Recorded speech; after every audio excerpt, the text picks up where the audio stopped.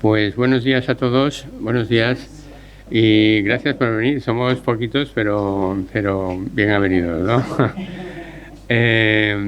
Hoy empieza el ciclo anual de seminarios que organiza la cátedra de la Fundación CUAES con la Universidad Politécnica de Valencia. Y para mí, pues la verdad es que es un placer y un honor tener con nosotros, inaugurando este nuevo año, al doctor José Palacios, que es médico y que es el jefe del Servicio de Anatomía Patológica del Hospital Ramón y Cajal. Digo también que es un honor para mí y un placer porque he tenido la oportunidad de compartir varios años trabajando en el mismo centro y hemos podido establecer una colaboración muy buena que nos permitió hacer muchas cosas interesantes. Bien, el doctor Palacios estudió en Sevilla medicina, luego se fue a La Paz a hacer la residencia en anatomía patológica. Allí hizo también el doctorado. Después se quedó como adjunto también de anatomía patológica de La Paz. Estancia de corta duración en Los Ángeles, en Estados Unidos, y luego prácticamente a la vuelta fue cuando se incorpora al CENIO, que estaba en el año 2000, que estaba empezando a organizarse, y se incorpora como investigador para dirigir un grupo sobre cáncer de mama y cáncer ginecológico. Y bueno, pues allí permaneció varios años, pues no sé, como 5 o 6 años, y durante esos años fue que compartimos su laboratorio y el mío, pero trabajando en cosas que confluían muy bien. Después de eso se marchó ya como asistencial al Hospital Virgen del Rocío de Sevilla como jefe de servicio, y después de estar allí unos años se volvió a Madrid como jefe de servicio ya del Hospital Ramón y Cajal, donde sigue todavía hoy día, y además es profesor de anatomía patológica también en la Universidad de Alcalá, y es investigador de un grupo de investigación del Instituto Ramón y Cajal, una persona muy completita y sobre todo que es un buen ejemplo de lo que es la asistencia, la formación, la docencia y la investigación. Es el ejemplo perfecto. Bueno, él nos va a hablar hoy de uno de sus cánceres ginecológicos, que son las 5 caras de cáncer de ovario, y encantado de que estés por aquí. Muchas gracias, Pepe. Bueno, pues muy buenos días. Muchísimas gracias, Javier, por la presentación, a la Fundación por la invitación y Javier por estas palabras. Yo la verdad que, como él ha dicho, he tenido la oportunidad de trabajar con él 5 o 6 años en el CENIO, luego hemos seguido colaborando en algunos aspectos, en cáncer de ovario específicamente, y para mí es un placer estar aquí y que sea Javier el que haya tenido, haya hecho la presentación, ¿no? Algunas cuestiones previas. Como ha dicho, yo soy patólogo. La charla la voy a enfocar desde el punto de vista de la patología. Entiendo que puede haber profesionales de la medicina o personas que no están tan relacionadas. A veces la terminología que utilizamos no es la que mejor se entiende, pero bueno, intentaremos hacerlo lo más amigable posible dentro de los tecnicismos que hemos de utilizar, ¿no? Como digo, lo haré desde el punto de vista de la patología. La patología no es muy bien conocida, la anatomía patológica, a veces ni siquiera en el ámbito sanitario, si son especialidades que no tratan con cáncer o con otras patologías en las que tenemos un papel, ¿no? Y menos en el ámbito social. Por tanto, para mí también poder hablar hoy en la Fundación pues es una manera de visibilizar la actividad que hacemos. En ocasiones se nos dice que los patólogos son los médicos invisibles porque realmente el paciente no sabe que estamos detrás, pero de nuestros diagnósticos depende lo que va a hacer el cirujano, lo que va a hacer el oncólogo, y sin esos datos que nosotros aportamos, pues a los pacientes pues no se los trataría de la misma manera. Por tanto, esa es la función que tenemos como introducción. Y luego decir que obviamente el título de la charla es un poco erróneo en el sentido de que el cáncer de ovario no tiene 5 caras, tiene tantas caras como pacientes lo padecen, porque en realidad, como cualquier tipo de tumor, bajo esa denominación hay muchos tipos diferentes y además cada paciente tiene un perfil genético diferente y está sometida a un ambiente diferente, incluso los tumores que se desarrollan van a tener diferencia entre ellos. Pero obviamente en el momento actual no nos podemos aproximar con ese grado de individualización que quisiéramos y por tanto tenemos que agrupar las cosas de la manera que nos sea más fácil abordarlas, ¿no? Y de ahí las 5 caras, ¿no? Yo creo que tengo allí el pasador.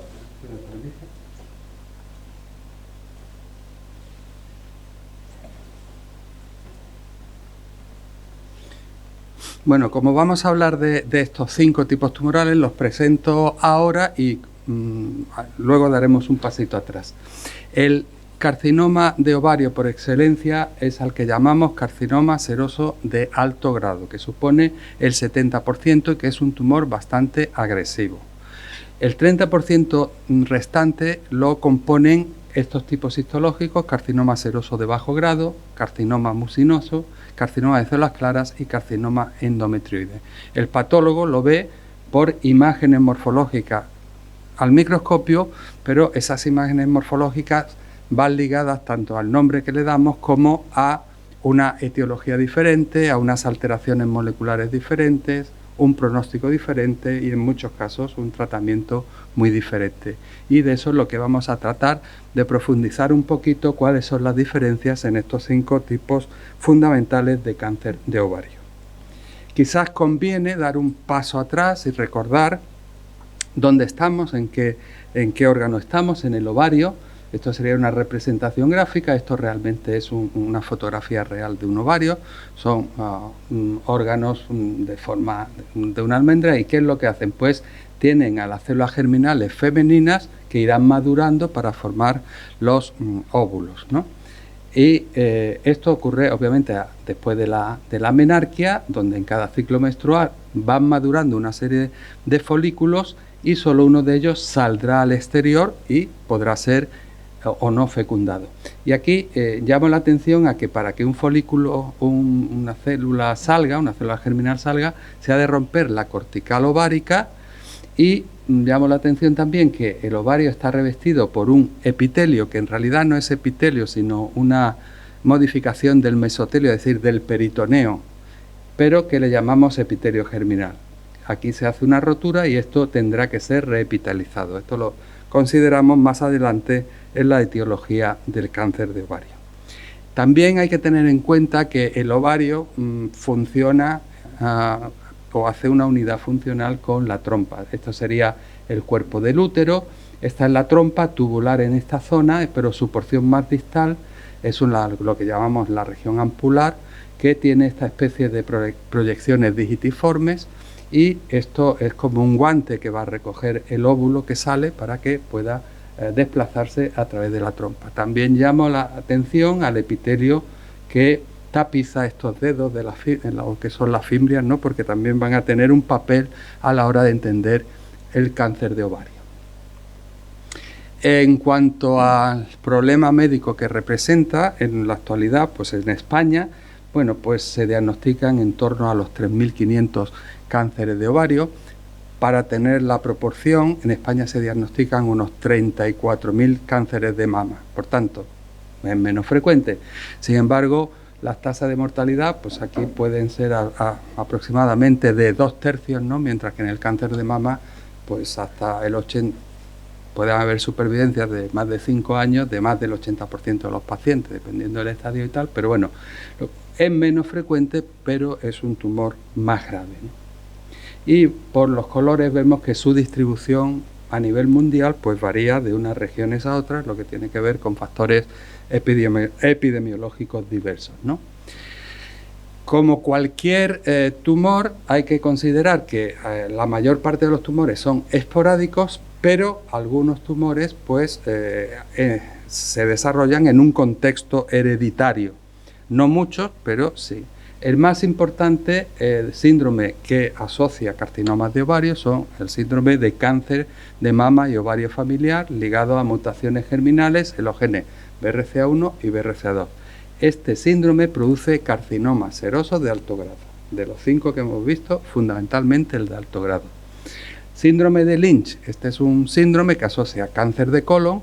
En la mujer, tan frecuente como el cáncer de colon es el cáncer de endometrio y ocasionalmente produce cáncer de ovario.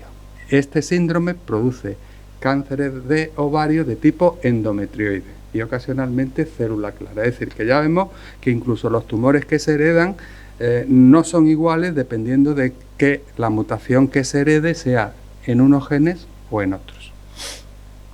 Luego, la edad, que siempre es un factor de riesgo, el factor de riesgo para padecer cáncer más importante es la edad, para casi todos los tipos de cánceres, excepto para aquellos que se desarrollan en etapas jóvenes. La infertilidad, el aumento de masa corporal, probablemente por un desbalance hormonal que se produce en estas pacientes, la endometriosis, como veremos, algunos de los tumores que se desarrollan, el endometrioide, el de células claras, tienen como precursores la endometriosis y luego lo explicaremos. El tabaco, que está agente implicado prácticamente en casi todo tipo de cánceres, algunas cuestiones como se ha visto que epidemiológicamente la aplicación de talco perineal pues puede estar asociado a una mayor incidencia de cáncer de ovario.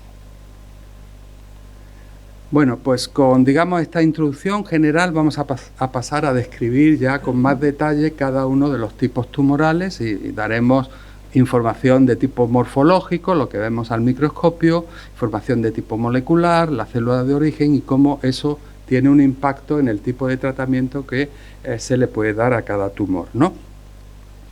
Esta es una imagen macroscópica que ya nos está diciendo que el carcinoma seroso de alto grado es un tumor muy agresivo, porque cuando se presenta pues ya está con la cápsula rota, saliendo por fuera y probablemente en un estadio ya diseminado. El problema de la gravedad del cáncer de ovario es que, por un lado, el más frecuente es el seroso de alto grado, que es agresivo, y en segundo lugar, que al desarrollarse en un órgano interno, la sintomatología no es precoz y además produce una sintomatología que es muy inespecífica, pues fundamentalmente alteraciones de tipo abdominal inespecífica que no se relaciona con una patología maligna de inicio. Por lo tanto, los diagnósticos son tardíos en un tumor que además, como ven, es muy agresivo.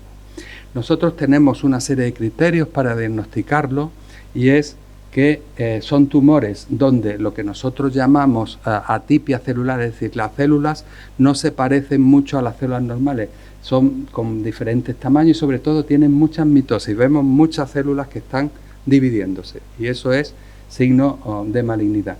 Luego tiene una configuración papilar. Esto recuerda un poco a las coliflores, ¿no?, que tienen un tallo y un crecimiento por fuera y tradicionalmente se le había llamado carcinoma seroso papilar de ovario. El término papilar se ha quitado porque eso genera confusión, porque hay otros tumores que no son este agresivo, que pueden tener papilas y eso puede llevar a confusión cuando se hacen diagnósticos. Por tanto, aunque hace papilas, pero se le ha quitado el término papilar para centrarnos, es que es seroso de alto grado. Aquí un apunte, le llamamos ¿por qué seroso? Porque el epitelio al que recordaría en su versión más benigna se parece al epitelio de la trompa de Falopio. Entonces, por eso, de ahí el nombre de seroso. Bien, como digo, esta es la misma imagen que hemos visto antes, esta coliflor, ¿no? Pero a veces no es papilar, a veces es sólido. Es decir, que por eso los criterios que son los diagnósticos que son meramente descriptivos, pues hay que ponerle un contexto más global de entendimiento. Estas formas así más sólidas parece que se dan más frecuentemente en pacientes que tienen mutaciones BRCA1 y BRCA2, ¿no? Se ha descrito cierta asociación como algo un poco específico de estas pacientes, aunque si bien, digamos, no es al 100%, ¿no? Esto lo que quiere indicar que incluso para los que no son patólogos, que no creo que no hay ningún patólogo en la sala, pues son diferentes, ¿no? Dentro de una misma familia, carcinoma seroso de alto grado, sin embargo, esos 4 tumores ya de visu, pues tienen diferencias, ¿no? Pues eso ocurre con todos los tumores que vamos a ir viendo. ¿Dónde se origina el carcinoma seroso de alto grado? Decíamos antes que el ovario, una vez cuando se produce la ovulación y el óvulo rompe la cortical, esto es una sección del ovario, y entonces cuando rompe la cortical luego tiene que reepitelizarse, este epitelio de aquí, pues ¿Y qué pasa? Que se forman estos pequeños quistes corticales en el ovario. Estos quistes están revestidos por este epitelio. Y este epitelio, que es un epitelio que no debe de estar ahí, pues está sometido a un ambiente que es diferente al que tenía que estar sometido aquí, por tanto es más propenso a sufrir cambios. Y dentro de estos cambios algunos pueden ser neoplásicos. Si en este epitelio ocurre una mutación en un gen muy importante que es P53, y ahora comentaremos algo más, se produce ya una lesión incipiente, veis aquí el epitelio normal, una capita, y de pronto el tumor. Y este tumor se desarrolla rápida y bruscamente, porque la mutación que lo produce es P53, que es una mutación, digamos, grave, ¿no?, por llamarlo de alguna manera. Entonces, esta es la teoría que durante decenios se ha considerado como para el inicio del cáncer de ovario, y que no está descartada, y probablemente algunos carcinomas serosos de alto grado se originen así. Pero hace como, a partir quizá 15, 20 años, se empezó a esgrimir otra teoría de dónde ocurría el carcinoma seroso de alto grado de ovario, y se pensó que podría ser la trompa, es decir, esos dedos, las fimbrias esas que hemos dicho en la trompa. ¿Por qué? Porque cuando a mujeres que tenían mutación en BRCA1, BRCA2 en línea germinal y se les diagnosticaba, por ejemplo, por un cáncer de mama, uno de los tratamientos que se proponían profilácticos era hacer una anesectomía, quitar ovarios y trompas, para evitar que se desarrollara el cáncer de ovario, porque se sabía que esas pacientes tienen mucho riesgo de padecer cáncer de ovario. Y se recomendaba y se recomienda hoy en día, pues se le propone a la paciente, dependiendo de la edad, si se quiere someter a una anesectomía bilateral para evitar que se desarrolle el cáncer de ovario. Pues bien, cuando el patólogo estudiaba esas piezas, veía que no solo veía lesiones incipientes en algunos ovarios, no en todos, en algunos, sino que también veía lesiones incipientes en el epitelio de la trompa, lo cual era sorprendente, pero ocurría. Esto es ese epitelio de la trompa que antes enseñé, y de pronto veis aquí que esto ya no se parece, hay más celularidad, no está bien diferenciado, y si hacemos una tinción para P53, la proteína codificada por ese gen que se muta, veis que se tiñe, indica que aquí ya hay una mutación, y de pronto pues esto es normal, y estas acumulaciones de células neoplásicas P53 positivas, que indica que ahí se está ya desarrollando el carcinoma en estadios muy precoces, y es lo que se llama carcinoma intraepitelial tubárico. Estas células son las precursoras del cáncer, y si esto crece mucho, a veces simplemente por el crecimiento de la trompa que engloba el ovario, pues no se sabe si venía de la trompa o venía del ovario, ¿no? Y entonces de ahí que se acuña el término de carcinoma tubo-ovárico, porque en muchas ocasiones no sabemos muy bien el origen. En cualquier caso, ahora lo que se supone es que algunos se van a desarrollar desde la trompa y otros se pueden desarrollar de esos quistes epiteliales, y podrían ser dos vías de desarrollo del cáncer de ovario, y siempre como dato fundamental que se muta este gen que es P53.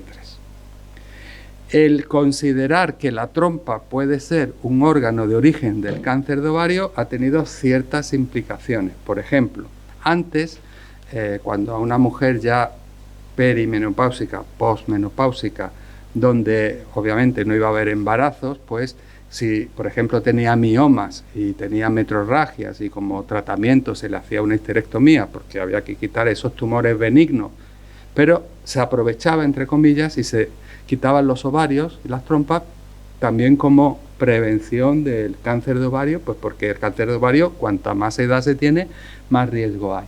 Ahora no se quitan los ovarios, simplemente se quitan las trompas, porque quitando las trompas pues ya asumes que estás reduciendo un hipotético riesgo de la población general, y no requieres también quitar el ovario, que siempre, dependiendo de la edad, hay un resto de funcionalidad ovárica que conviene mantener, ¿no?, para no que la mujer no entre en una menopausia completa al no tener los ovarios.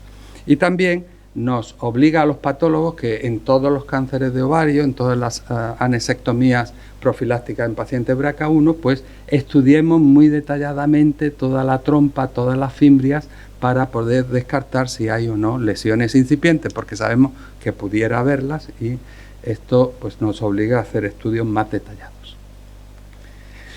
Bien, ya sabemos lo que es más o menos el cáncer seroso. de dónde se origina y ya hemos adelantado por qué se origina, porque en algunas células se muta P53, ¿no? Y aquí veis en una gráfica, dice, bueno, pues prácticamente el 95% de los carcinomas serosos de alto grado tienen mutaciones de P53. ¿Y qué otras cosas tienen? Bueno, pues, tiene mutaciones en los genes estos que hemos dicho, BRCA1, BRCA2, o germinales, o en el propio tumor, y esto supone como un 20% de los pacientes, en un 20% de los pacientes, y luego mutaciones en otros genes que colaboran con BRCA1. Esto es una diapositiva compleja, pero el único mensaje es que con BRCA1 y con BRCA2 colaboran otros genes cuya función, que codifican proteínas, cuya función es reparar el ADN, las cadenas de ADN, cuando se rompen las dos cadenas. Para reparar esas dos cadenas hay todo un sistema complejo con muchos genes, muchas proteínas, que hace un proceso que se llama reparación del ADN por recombinación homóloga. Si falla alguno de estos componentes, la recombinación homóloga falla y eso es una fuente de que se acumulen nuevas alteraciones genéticas y eso es una fuente de que el tumor progrese y siga. Y esa es la causa, que en el 50% de los carcinomas de ovario hay alguna alteración que produce déficit en la reparación del ADN por recombinación homóloga. ¿Y cuál es la consecuencia? Que cuando no se reparan esas lesiones se producen unas alteraciones estructurales del ADN, pero son groseras, no son mutaciones puntuales, son lo que se ha venido a llamar de una forma coloquial las cicatrices genómicas, ¿no? Que consisten en una serie de alteraciones como grandes pérdidas de heterozigosidad, etcétera. Es decir, se alteran grandes porciones del ADN. Entonces, ¿por qué insistimos en que se mutan una serie de genes de recombinación homóloga y que hay unas consecuencias muy concretas que hoy en día se pueden medir con técnicas complejas? Porque esto es la base de los nuevos tratamientos que se dan en el cáncer de ovario. En el cáncer de ovario, en general, lo primero que tenemos que hacer es una buena cirugía, porque la primera cirugía del cáncer de ovario determina mucho la evolución de la paciente. Si se consigue una cirugía sin tumor residual después de la cirugía, el pronóstico va a ser mucho mejor que si esa primera cirugía es incompleta, porque no puede hacerlo. Pero luego hay un tratamiento quimioterápico, fundamentalmente basado en platinos, en un tipo de quimioterapia. Pues se sabe que los tumores que tienen mutaciones en estos genes de reparación son más sensibles al platino, con lo cual ya tenemos un dato a tener. Pero además es que son sensibles a unos nuevos compuestos que se llaman inhibidores de PARP, cuya indicación, es decir, solamente se puede dar eso si demostramos que el tumor tiene algún tipo de alteración, ¿vale? Entonces es importante saber que esa alteración, ¿no? Entonces, estas alteraciones, lo primero hoy en día que se tiene que hacer ante un carcinoma seroso de alto grado de ovario, saber si tiene mutaciones somáticas o germinales de BRCA1 y BRCA2, porque ya se podrá tratar con inhibidores de PARP. Esto es complicado, de eso Javier sabe mucho porque creo que se ha llevado gran parte de su vida haciendo este tipo de determinaciones y sabe la complejidad que ha habido hasta el momento para hacerlo. Ahora es más fácil, pero no es, sigue su complejidad. Pero es muy importante porque, como digo, primero, a veces esto puede ser una indicación de que una paciente con cáncer seroso de ovario de alto grado forma parte de una familia BRCA1, BRCA2, que hasta ese momento ni se sabía, porque hasta el 40% de las pacientes que llevan esas mutaciones germinales, aun siendo ellas portadoras, no tienen antecedentes familiares. Luego puede ser la persona índice de una nueva familia, ¿no? Y por otro lado, porque se le va a poder tratar con inhibidores de PARP, que ya es un tratamiento estándar según el estadio. Y luego, también se sabe, pero solamente, como hemos dicho, de todos los tumores de ovario, 50% tienen alteración de la recombinación homóloga y solo el 50% de esos tienen mutaciones de BRCA. Luego nos quedan todos los otros genes. Entonces, desde hace algunos años también se puede hacer determinación de esas cicatrices genómicas, pero esto es a través de técnicas más complejas. De hecho, hasta ahora, bueno, pues la que se hacía a nivel, digamos, de nuestro entorno era enviarlo a un centro de referencia, que es Myriad Genetics, para que hiciera un test muy concreto que nos decía si esos tumores tenían o no recombinación homóloga alterada. Es algo en lo que hay que trabajar más para hacerlo más accesible el diagnóstico, porque, como digo, hasta un 50% de pacientes se pueden beneficiar si se pueden generalizar estos tests, ¿no? Y simplemente hay otras alteraciones moleculares, como la amplificación de ciclina E1, que es al contrario. Esto es lo que nos indica que ese tumor probablemente es bastante resistente al platino y para los inhibidores de PAR pues no se le debe dar. Hasta ahora no se ha usado como biomarcador, ahora empieza a decirse que se podría aplicar como biomarcador de resistencia y además se selecciona como diana para desarrollar nuevos fármacos, ¿no? Porque esto puede afectar como al 20% de los carcinomas de ovario de alto grado y bueno, sería una vía alternativa para buscar tratamiento.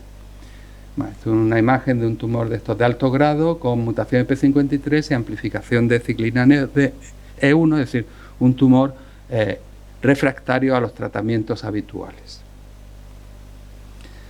Bueno, pues hasta aquí una visión del carcinoma seroso de alto grado, que sería el tipo más común, el más agresivo, donde tenemos una serie de alteraciones moleculares que nos pueden indicar un tratamiento específico del que se puede beneficiar un número importante de mujeres.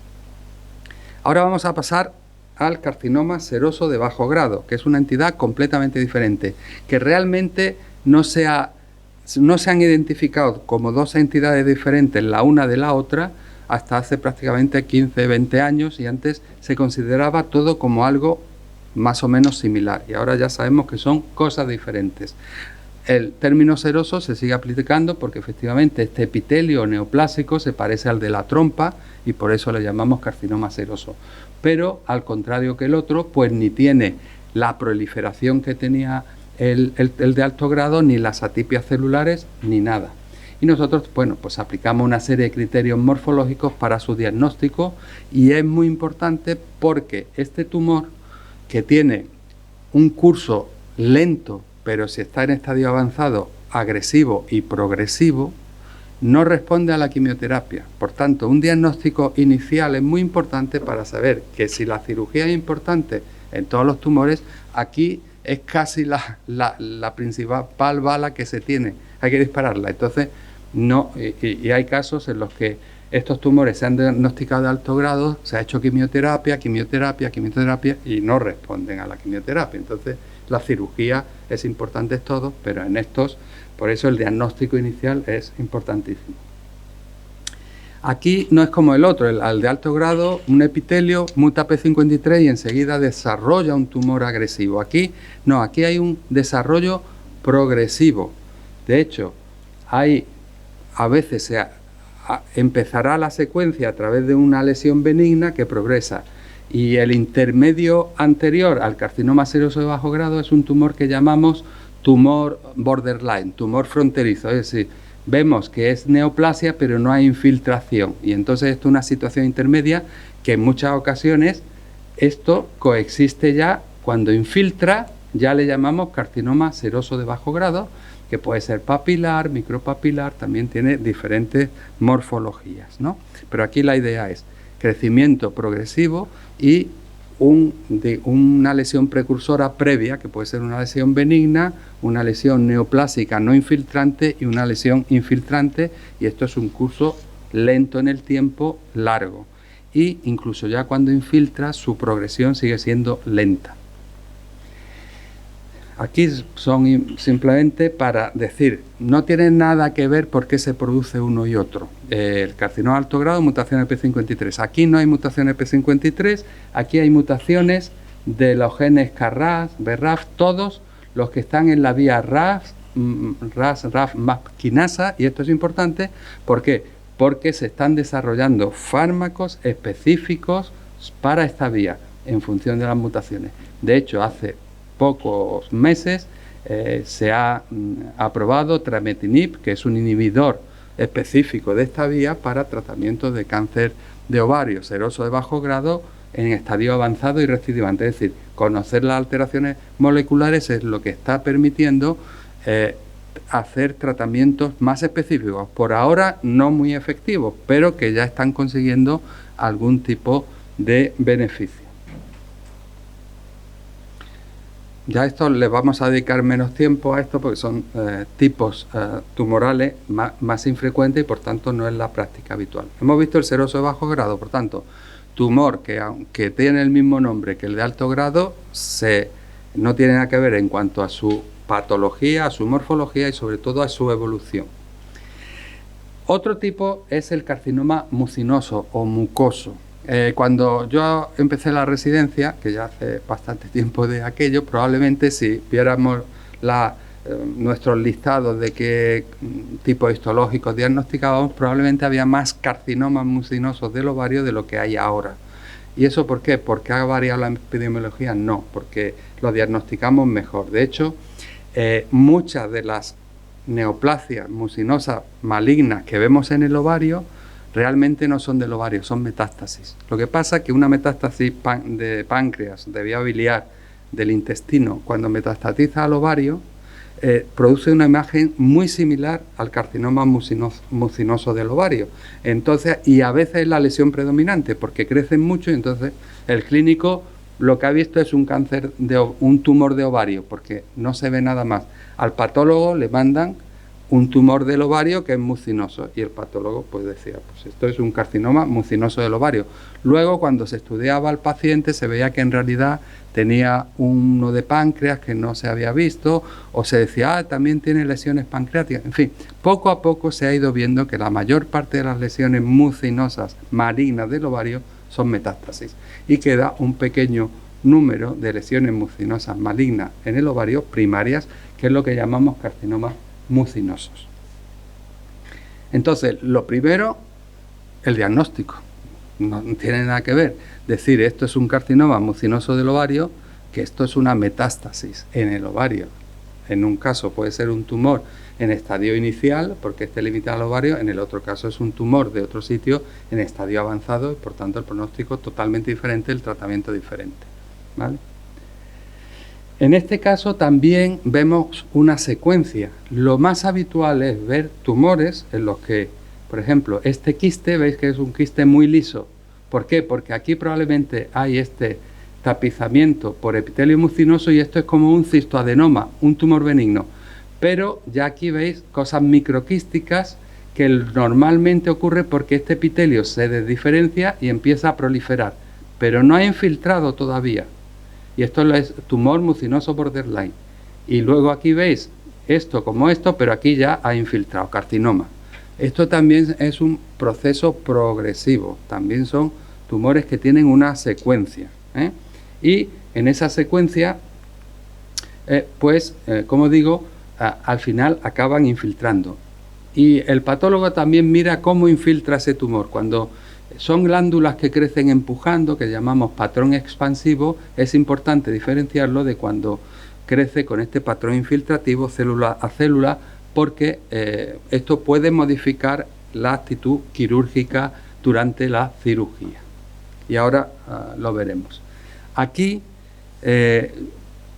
como el tratamiento en estos tumores es lo mismo, en la cirugía y luego la quimioterapia. Sí, pero la quimioterapia tampoco es muy eficaz en estos tumores, son quimioresistentes. Por eso tenemos que seguir buscando alteraciones moleculares que nos sirvan para poder tener nuevas dianas terapéuticas, ¿no?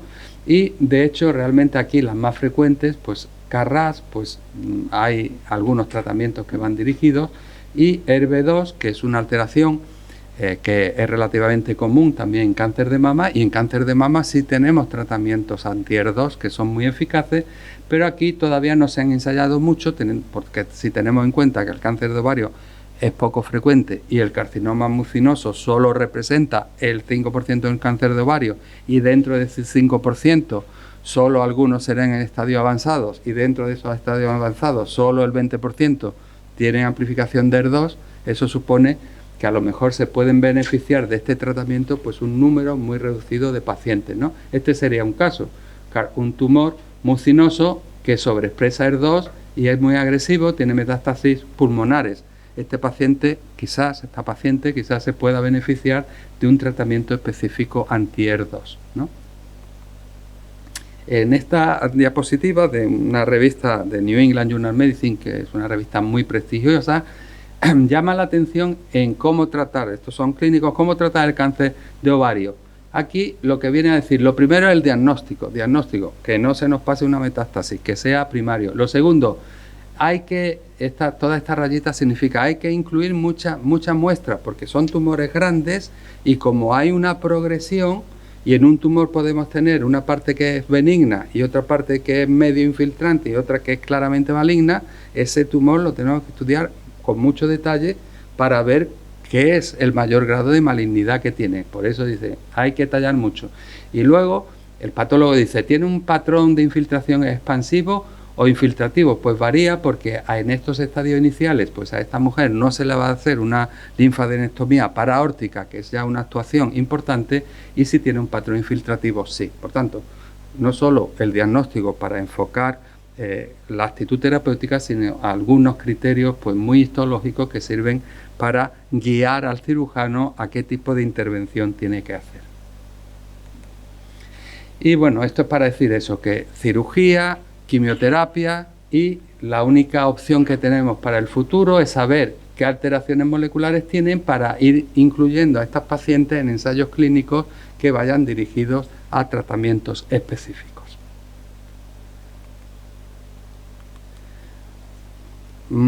Ya hemos visto 3 categorías, vamos a la cuarta y a la quinta, que están muy relacionadas. Habíamos dicho que los carcinomas serosos se podían derivar del epitelio de superficie ovárico, de esos quistes, o de la trompa de falopio. Probablemente también los serosos de bajo grado, aunque probablemente los de bajo grado más de lesiones quísticas. Los mucinosos no sabemos muy bien cuál es su célula de origen, probablemente también de metaplasia de estos quistes epiteliales, pero no está claro.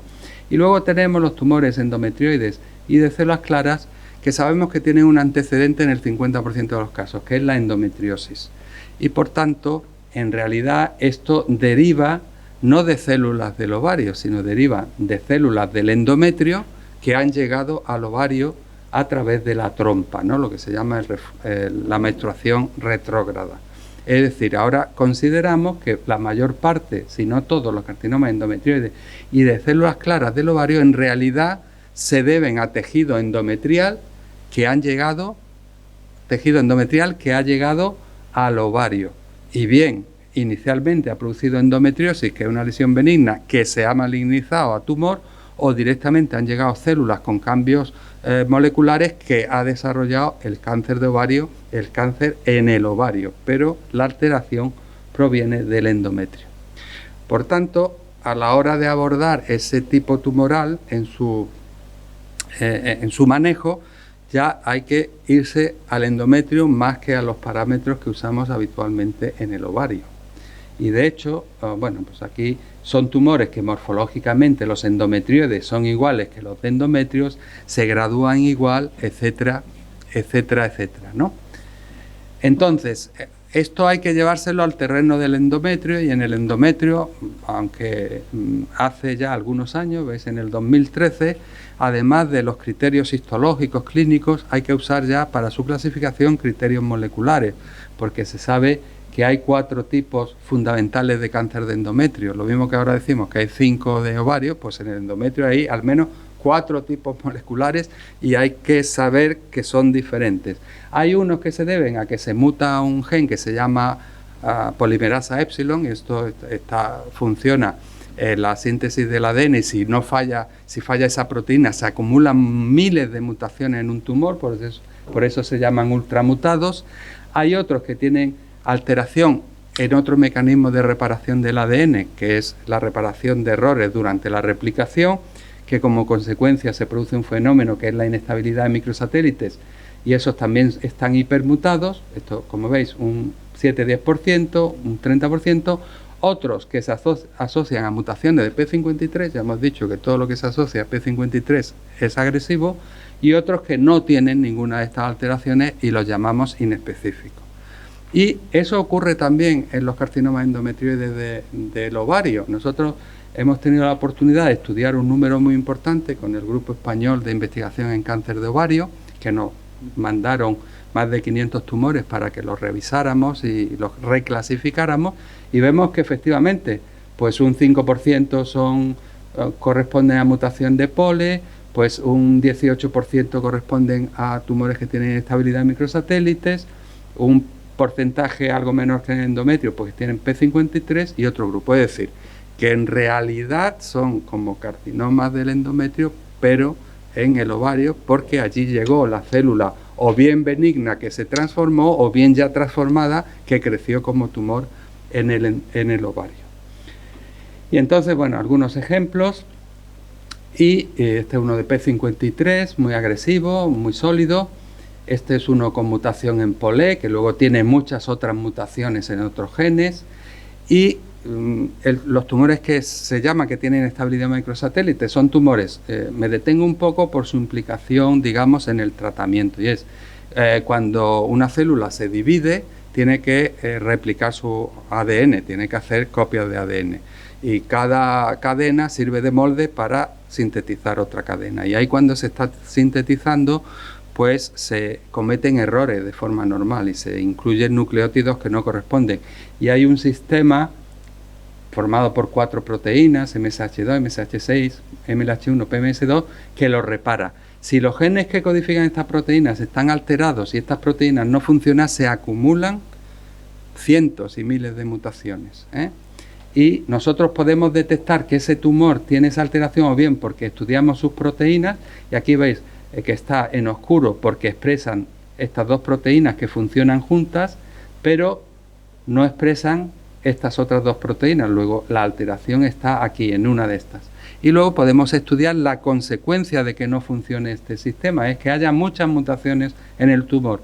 Y esto lo hacemos mediante una técnica que es el análisis de microsatélites. Por tanto, en estos tumores podemos estudiar la causa o la consecuencia en la alteración del mecanismo de reparación. Y es importante, y lo tenemos que hacer. ¿Por qué? Porque, primero, un porcentaje de esos pacientes tendrán síndrome de Lynch. No todos, pero algunos tendrán síndrome de Lynch. Y, por tanto, lo hacemos como despistaje del síndrome de Lynch, que, como decía antes, tenía cáncer de colon, cáncer de endometrio, cáncer de ovario, pero en realidad este cáncer de ovario que también le viene del endometrio. Y la segunda, estos tumores que tienen muchas mutaciones producen proteínas diferentes, que son reconocidas como diferentes por el organismo, y inducen mucha respuesta inflamatoria. Todos estos puntitos negros que vemos aquí son linfocitos que pueden estar atacando al tumor. Pero a veces esto es ineficiente por una serie de mecanismos inhibidores. Y estos tumores que tienen estabilidad en microsatélites, está aprobado que pueden ser tratados con inmunoterapia, con pembrolizumab en concreto, que es un fármaco inmunoterápico que tiene indicación en estos tumores. Por tanto, es muy importante que ante un carcinoma endometrioide, tanto del endometrio como del ovario, hagamos estos estudios para ver si esta paciente podrá ser tratada con inmunoterapia. Y el carcinoma de células claras realmente se da muy frecuentemente en el ovario, pero es igual también que el de endometrio. También, como veis, se asocia a endometriosis, lo que significa que tiene ese antecedente de célula endometrial. Es un tumor también en estadios iniciales, pues todos tienen buen pronóstico. En estadios avanzados el problema, como hemos dicho, es que no responden bien a la quimioterapia y hay que buscar alternativas de tratamiento, ¿no? Tienen también múltiples patrones morfológicos en los que no nos vamos a detener, y por eso es importante seguir buscando cuáles son las alteraciones moleculares que están en la base para poder buscar nuevos tratamientos. Veis que un 5% de pacientes pueden tener inestabilidad en microsatélites, pues si el tumor está en estadio avanzado podrá ser tratado con pembrolizumab, en este caso, y otros agentes que se deriven en otros momentos, pero bueno, pues aquí lo que se viene a decir es que tenemos que seguir investigando las alteraciones que están en la base de estos tumores para intentar, lo mismo que aquí vamos a dar inmunoterapia, pues se están ensayando otros fármacos para los que tienen la alteración más común, que es la pérdida de ARID1A y otros, ¿no? Por tanto, conocer bien las bases moleculares y el desarrollo de la industria para tratar de incidir sobre esas alteraciones moleculares. Bueno, hemos hecho un repaso y el mensaje final también es un poco el principio, es decir, nosotros como patólogos, ya que soy patólogo, pues tenemos un papel importante en el diagnóstico, que es cómo se empieza cualquier actitud terapéutica. Y hemos puesto que hay 5 tipos de cánceres de ovario y parecería que esto es muy fácil de diagnosticar y en ocasiones es relativamente fácil, pero en otras no, ¿no? De hecho, bueno, por diferentes circunstancias, pero una que es muy comprensible. En ocasiones, como hemos dicho, un cáncer de ovario puede estar diagnosticado en estadios avanzados y no, lo primero que se hace no es operar, es hacer un tratamiento quimioterápico, pero hay que tener una biopsia previa. Y esa biopsia, a lo mejor es una pequeña biopsia de 2 milímetros que se toma del epiplon. En 2 milímetros, o que puede tener necrosis, nosotros tenemos que hacer el diagnóstico correcto y a veces no tenemos tejido suficiente para aplicar esos criterios morfológicos que parecen tan obvios, ¿no? Porque son pequeñas cantidades de tejido.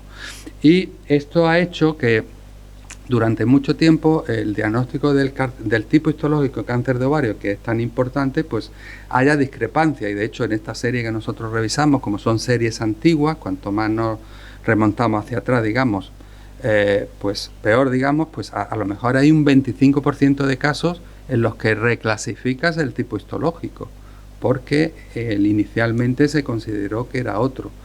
¿Es un fallo? Bueno, no se tienen siempre las herramientas, por eso ahora pues tenemos otras herramientas, estudios inmunohistoquímicos, que nos ayudan a la morfología a la hora de decir, pues este es un tumor de alto grado, de bajo grado, etcétera, etcétera. Pero con esto lo que incido en la importancia de un buen diagnóstico inicial, que a veces es complicado por las limitaciones de acceso al tejido que se pueden tener, entre otras circunstancias. Y también porque al ser una enfermedad infrecuente, la experiencia que se tiene en los diferentes centros para su diagnóstico y tratamiento no es la misma, ¿no? Y por eso también se aboga que patologías como el cáncer de ovario, que no es tan frecuente y que es tan compleja, pues se aborde no solo por equipos multidisciplinares, que siempre tiene que ser, sino por equipos multidisciplinares y no quizás en todos los centros sanitarios, sino que haya centros de referencia en cada área que puedan abordar de una manera más sistematizada pues esta patología, ¿no? Y nada más, bueno, empezábamos con la imagen de las 5 caras del cáncer de ovario. Bueno, le hemos ido poniendo algunos apellidos y algunas maneras pues de enfrentarnos a ellos, pues que en definitiva para hacer un tratamiento más personalizado en cada caso, ¿no? Y nada más, muchas gracias y quedo a vuestra disposición para cualquier pregunta.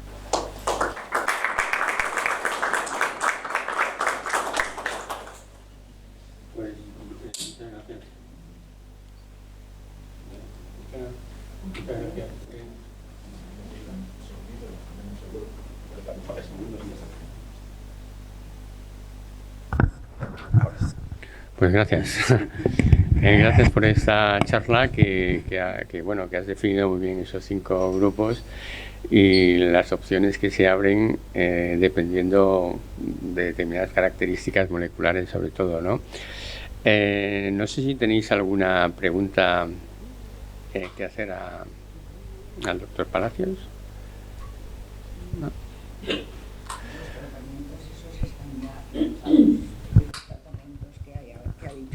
Vamos a ver. Bueno, yo creo que se me oye, ¿no? Es decir, hay una serie de tratamientos que ya se han incorporado, que son al cáncer de ovario, que son esto que llamamos los inhibidores de PARP, en el carcinoma seroso de alto grado, que al principio empezó un compuesto. Yo no soy oncólogo y tampoco me sé toda la batería de tratamientos médicos, ¿no? Pero empezó con un inhibidor de PARP, ya hay diferentes que tienen diferentes indicaciones y esto sí que es una práctica común para el carcinoma seroso de alto grado. Algunas terapias dirigidas para otros como el trametinib, eso parece que se está incorporando, o la inmunoterapia para tumores que tienen esa alteración molecular de la inestabilidad de microsatélites, eso también está aceptado, pero Para otros tipos de tratamientos dirigidos, lo que hay es, por un lado, por la industria, desarrollo de nuevas moléculas, porque esto es digamos ahora, el enfoque de las farmas es el tratamiento dirigido, se están desarrollando muchas moléculas y esto va entrando en ensayos clínicos y se va testando.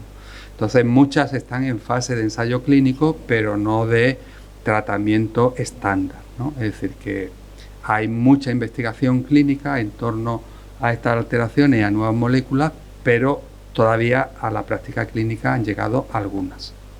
¿Y las mismas pacientes colaboran en los ensayos? Sí, de hecho, normalmente el clínico propone que hay un tratamiento nuevo, que ya hay evidencia experimental, hay cierta evidencia, pero que para saber la eficacia de ese tratamiento tiene que ser un ensayo clínico. Siempre hay diferentes tipos de ensayos, yo tampoco soy, pero el habitual era pues 2 ramas, el tratamiento que se sabe que en este momento es el mejor frente al experimental del que ya hay datos de que funciona.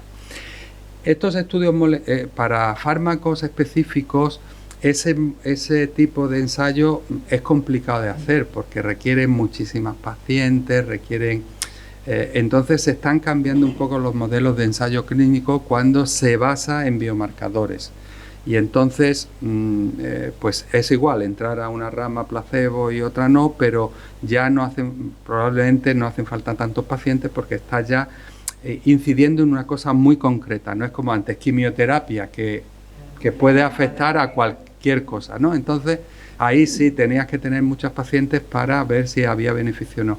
Estos ensayos suelen ser con un número más pequeño de pacientes porque ya se acotan más las características moleculares y tal, pero siempre, obviamente, sin el consentimiento del paciente y el apoyo del paciente no se pueden hacer estos estudios, ¿no?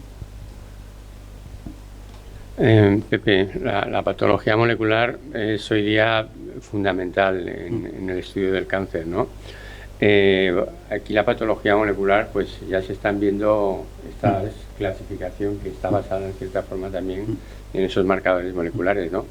Pero luego realmente esto se está utilizando en la práctica clínica de una forma habitual o los patólogos seguís trabajando con vuestra inmunohistoquímica. Sí, digamos, como en todo, ¿no?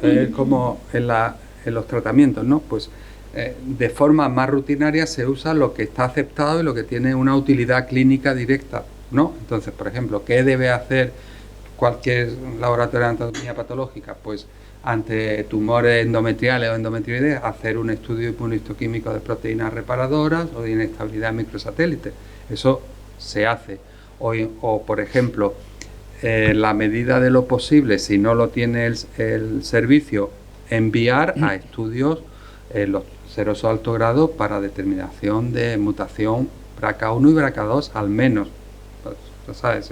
Empieza por el tumor, o antes se empezaba por germinal, ahora se empieza por el tumor. Si hay mutación se puede tratar y luego ya se deriva a consejo genético para ver si es germinal somático.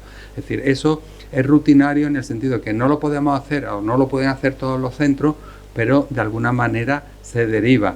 Para situaciones, pues eso, de diagnóstico diferencial, pues el otro día pues hicimos CARRAS porque se está mutando diferencia. Es decir, que se van incorporando. Hay centros que hacen más cosas en el contexto de investigación, pero lo que está, digamos, aprobado por su utilidad clínica, lo que el clínico necesita, en principio se hace. Lo que pasa que no son tantas las pruebas que hoy en día tienen la utilidad clínica demostrada.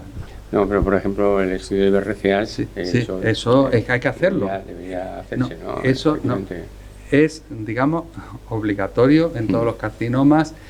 Se dice en todos los carcinomas de ovario, y porque hasta el momento, es decir, todas las referencias que hay de mutaciones, tú sabes más que yo, pero bueno, todas las referencias que hay de mutaciones de BRCA1 y BRCA2 en cáncer de ovario y su asignación a tipos histológicos son muy antiguas. Y ahí lo que falla no es la determinación BRCA1 o 2, sino la determinación del tipo histológico. Por eso se dice, no, en casi todos los tipos histológicos hay mutaciones de BRCA1 y BRCA2. Sí, pero muy infrecuentes.